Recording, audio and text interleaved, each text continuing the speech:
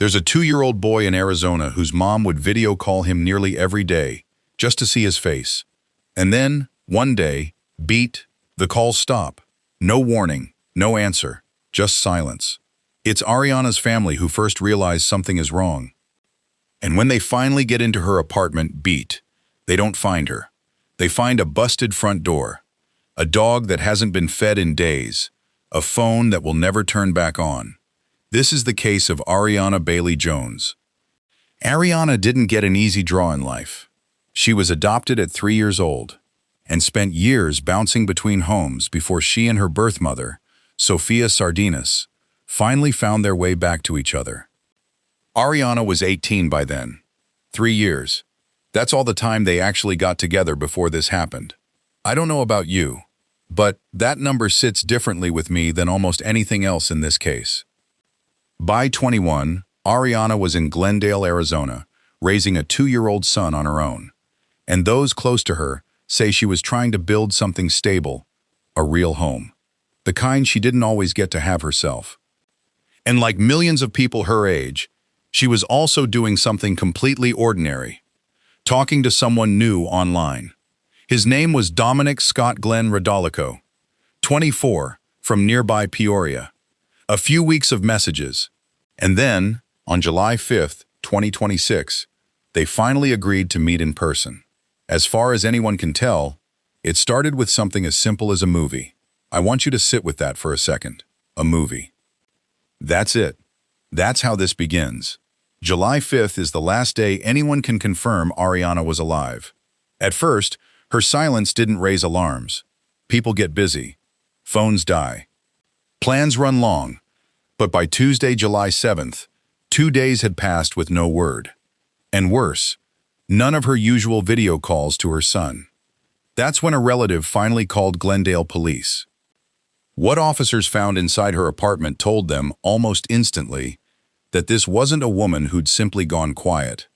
The damaged door, the abandoned dog, the missing wallet. A friend mentioned the movie date, and mentioned the man Arianna had met online. And just like that, beat detectives had their first real thread to pull.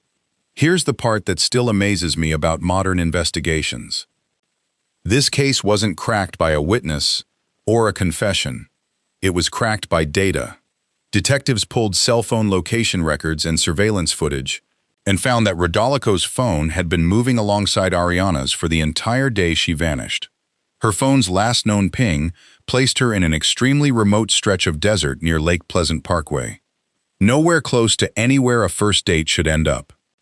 And then came the detail, beat, that changed the entire shape of this case. Rodolico's phone had already been sitting in that exact same isolated location, 3 separate times earlier that day, before he'd even picked Arianna up.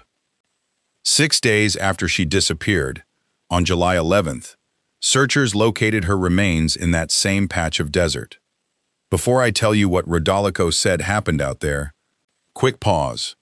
If you prefer true crime that waits for the truth instead of guessing at it, hit subscribe.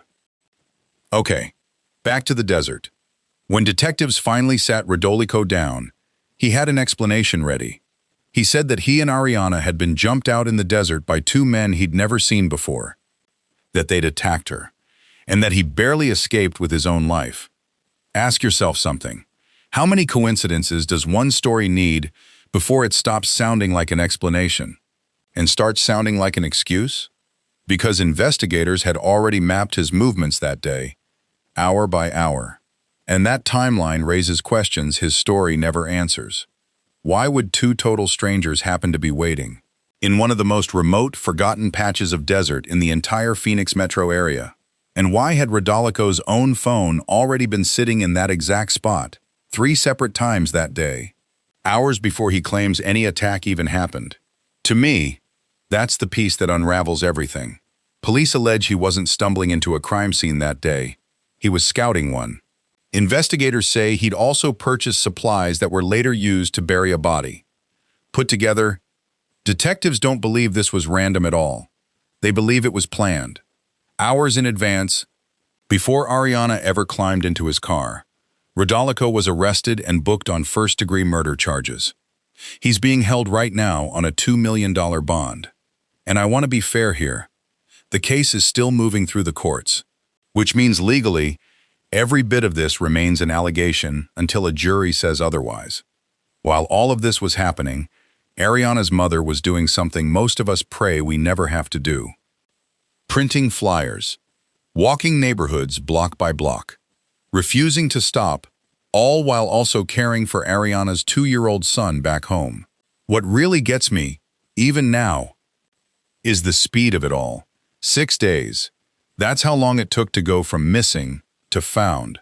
Not because of some lucky break, but because a broken door, an abandoned dog, and a trail of cell phone data told investigators almost everything before anyone ever needed a confession. But if you want to see a case where the entire break came down to something even smaller, one grainy gas station photo that cracked the whole thing open, the video already sitting on your screen right now is exactly that story.